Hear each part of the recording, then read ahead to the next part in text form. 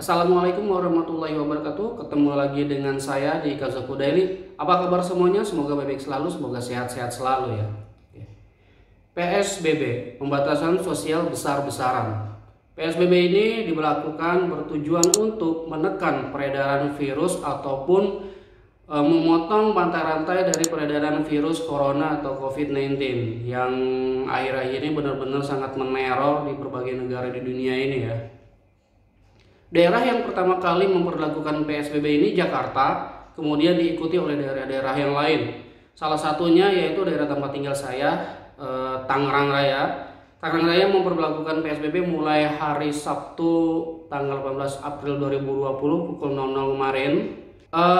Poin-poin dalam PSBB di Tangerang itu sama persis seperti yang di Jakarta, yaitu diantaranya mewajibkan memakai masker, terus pembatasan transportasi umum maupun pribadi. Yang pribadi mobil yang kapasitas kursinya 4 itu supir di depan, tidak boleh ada penumpang di sampingnya, penumpang harus ada di belakang, 2 itu jaga jarak. Kemudian kalau yang 7 kursi, 1 supir di depan, 2 di tengah, 1 di belakang. Terus kalau pengendara motor maksimal 1 orang boncengan ya penumpang, tapi itu juga harus dalam 1 rumah. Kalau untuk ojek online maupun ojek pangkalan tidak boleh mengangkut penumpang, kecuali dia bawa barang baru boleh. Terus tempat-tempat hiburan tutup, sekolah kita masih di rumah, kuliah di rumah, beribadah pun di rumah. Kalau perusahaan-perusahaan industri itu masih bisa beroperasi, tapi harus ada ketentuan tertentu. BUMN juga masih beroperasi, perbankan juga masih beroperasi. Ya mirip-mirip seperti di Jakarta lah, mirip persis banget kayak gitu. Di Tangerang ada beberapa titik yang akan menjadi tempat pengecekan atau pemeriksaan PSBB. Salah satunya dekat rumah ya, di Gerbang Citra Raya Cikupa. Nah, di hari pertama kebetulan saya ada keperluan untuk membeli bahan makanan. Saya harus ke Citra ya, karena tempatnya ada di dalam Citra itu. Di hari pertama saya ke sana sambil memantau. Waktu itu masih jam 10 pagi sih. Ternyata masih kosong ya. Dalam arti nggak ada pemeriksaan, belum ada pemeriksaan. Khususnya yang masuk ke Citra benar-benar nggak ada, cuman deretan-deretan tukang ojek yang lagi mangkal. Itu berdekatan tanpa masker, ada yang pakai masker tapi nggak dipakai kayak gitu, masih kayak hari-hari biasa. Kalau yang di bagian keluar gerbang, keluar dari Citra itu ada sih petugas tapi masih mengatur lalu lintas doang kayak gitu, bukan memeriksain kayak gitu.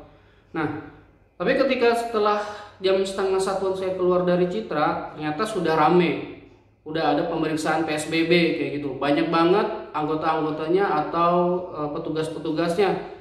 Petugasnya gabungan, ada TNI, ada dari polisi, terus Satpol PP, Disab juga kayak gitu. Pokoknya rame, mulai diperiksain tuh mobil-mobil yang masuk kayak gitu. Mobil-mobil pribadi yang masuk disuruh buka jendela, mereka periksain, terus motor-motor juga mereka periksain kayak gitu. Udah mulai rame lah, udah mulai aktif pemeriksaan PSBB-nya kayak gitu. Saya lihat di berita ya, di hari pertama dan apalagi hari kedua ternyata masih banyak sekali pelanggaran kebijakan PSBB ini.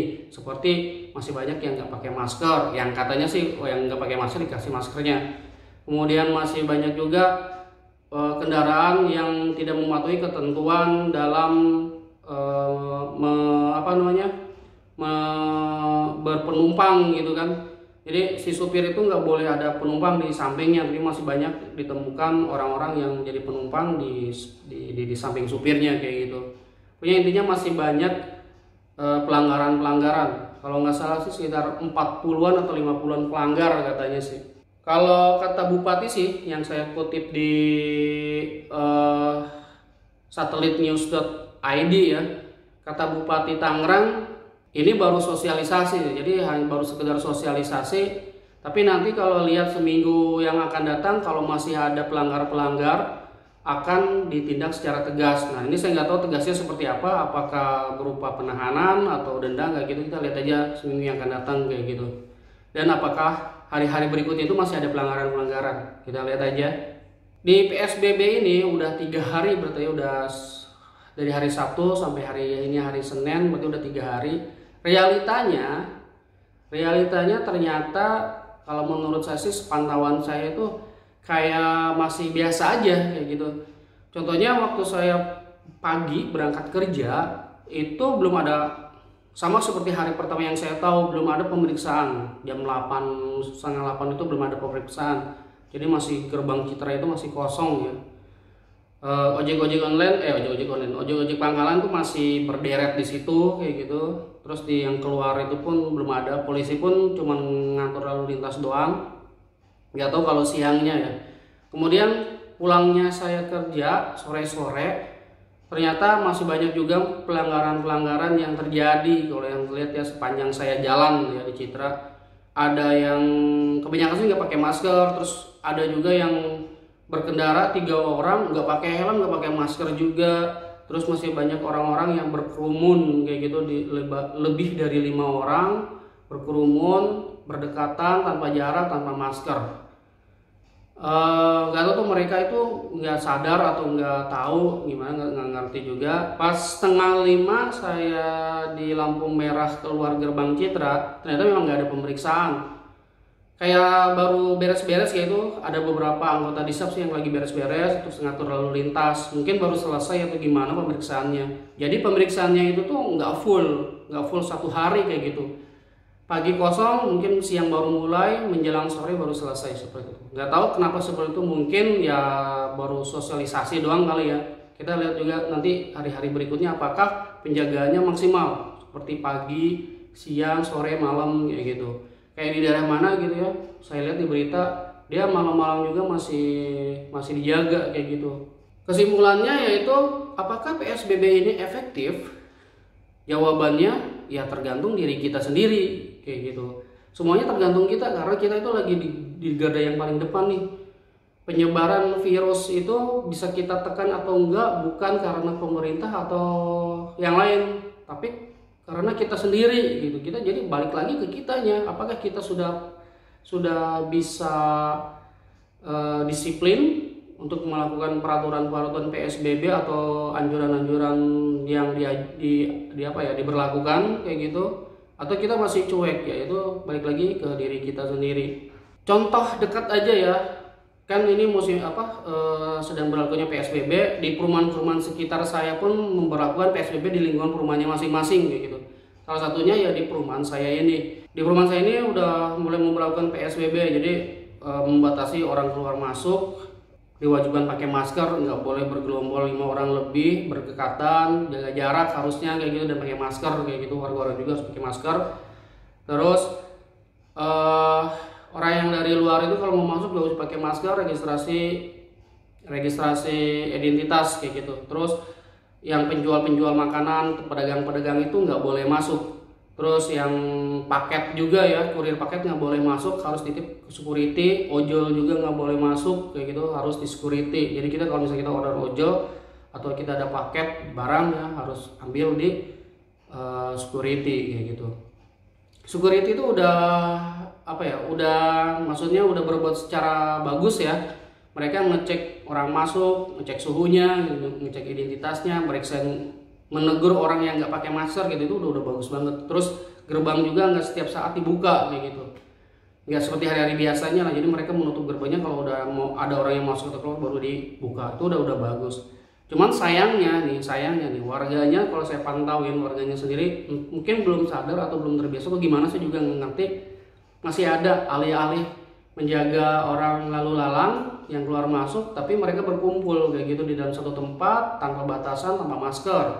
Terus anak-anak kecil yang berkerumun nih, tempat bermainnya taman bermainnya ditutup, tapi mereka bermain di lapangan kayak gitu, berkerumun, berdekatan, tanpa masker. Begitu juga orang dewasanya. Jadi masih banyak lah warga-warganya sendiri yang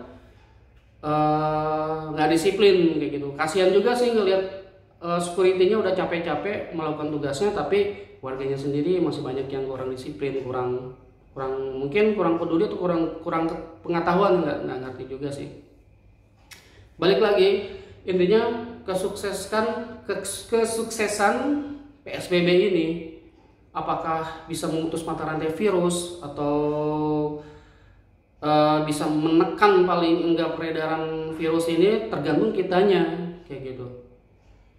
apakah kita mau berepot-repot sebentar untuk bisa menahan, ya sekedar paling sederhana sekedar memakai masker lah kayak gitu. Gampang kan, pakai masker itu cuma pasang aja. Terus sekarang sudah mudah didapatkan di pinggir-pinggir jalan pun banyak yang jual kayak gitu, dan harganya juga nggak begitu mahal kayak gitu, masih terjangkau. Ada yang 5.000, ada yang 10.000, ada yang 15.000 kayak gitu, tergantung jenis maskernya. Terus kalau misalnya kita harus mau nggak mau kita harus ke tempat yang membuat tempat itu rame, atau tempat itu rame kayak mobilitas ekonomi ya, kayak ke pasar misal, ke supermarket itu kan tempatnya rame tuh, banyak orang mau jual beli. Ya paling enggak kalau harus dalam keadaan seperti itu kita pakai masker lah, pakai sarung tangan, pakai masker kayak gitu. Paling enggak kan enggak 100% banget virus itu nyamperin gitu. Intinya sih kesadaran kayak gitu, kesadaran kita.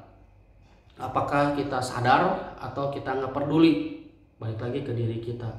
Saya buat video ini bukan sekedar buat gaya-gayaan ya, buat saya sok-sokan saya disiplin atau gimana, nggak seperti itu. Ini hanya sebagai reminder baik untuk diri saya maupun buat teman-teman di sana yang mungkin yang belum peduli, biar agak sedikit peduli kayak gitu. Jadi buat ya reminder bersama lah kayak gitu. Ini semuanya demi kebaikan kok, bukan pemerintah memberlakukan PSBB, memberlakukan ini itu kayak gitu, bukan buat pemerintah gitu, tapi buat kita semua, agar semuanya kita selamat, bisa sehat seperti semula, terus mobilitas ekonomi bisa berjalan seperti semula kayak gitu. Apalagi kan sekarang udah mendekati bulan Ramadan ya, puasa gitu, biar ya paling nggak bisa menekan secara signifikan lah peredaran virus ini gitu, bisa supaya kita lebaran nyaman. Walaupun nggak dulu pulang kampung ya, jangan dulu pulang kampung kalau misalkan Anda itu mencintai keluarga Anda di kampung gitu, jangan dulu lah kayak gitu. Karena kalau pulang kampung itu peredarannya akan menjadi lebih luas lagi kayak gitu. Paling nggak kita nggak pulang kampung pun bisa menahan laju dari peredaran si virus itu. Oke, tetap optimis ya, tetap disiplin juga, kita tingkatkan lagi kepedulian kita. Terima kasih yang sudah menonton video ini. Yang belum subscribe silahkan subscribe, yang belum subscribe ya, yang sudah subscribe saya doakan semoga sehat selalu dan rezeki melimpah. Sampai ketemu di video berikutnya. Salam hangat, salam damai dari saya. Wassalamualaikum warahmatullahi wabarakatuh. Ciao, bye.